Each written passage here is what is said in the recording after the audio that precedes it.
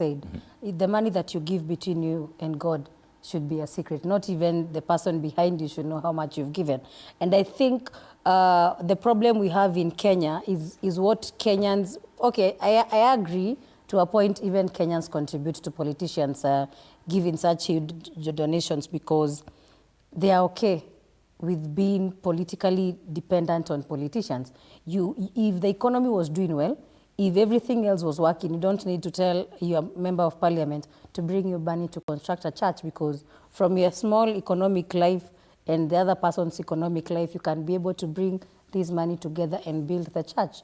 But we are blinded by the small handouts, because 20 million every other Sunday. And you know, Ruto likes to mock Kenyans because he gave 20 million last Sunday, and as if that was not enough, he went again to Eldoret and gave another 20 million. So it's like he's telling Kenyans, there's nothing you're going to do to me because this is my money. And you see, I keep saying that from the time that we saw the impeachment of Rigathi Gachagua, I think we should subject every other politician to public scrutiny of how much they have amassed and for how long. Because you cannot be telling us you can afford 40 million within 2 Sundays, and you've promised another 100 million. That's 140 million. Yet students in campus are still asking you to give them help, and you are saying they're going to be given in Friday. You know, but the church, you can give this Sunday 20 million, next Sunday another 20 million. And we're not talking even about the money that you are spending on other things that are just a show of opulence. And it begs the question, who is going to pay for this money eventually? It's we, the Gen Z, because 10, 20 years from now, most of these people in government will be in retirement. Meaning it's us who will be paying those kind of taxes to ensure that we work on our loan deficit. Again, we are complaining of USAID cutting out aids for Kenyans and other countries that have been beneficiaries.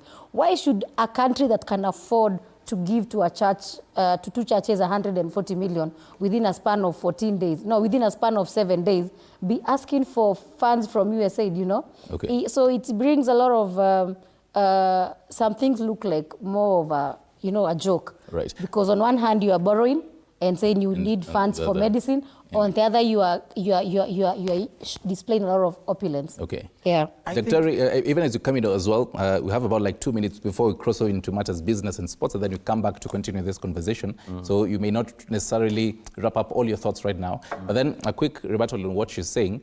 Plus as well, because Kenyans would really want to know what is the response of the church, the immediate reaction of the church leaders when a politician, doesn't really have to be the president, when a politician says, I am donating, I will donate X amount of money to this church for a bus, for refurbishment of this church, what should be the immediate reaction of this church leader?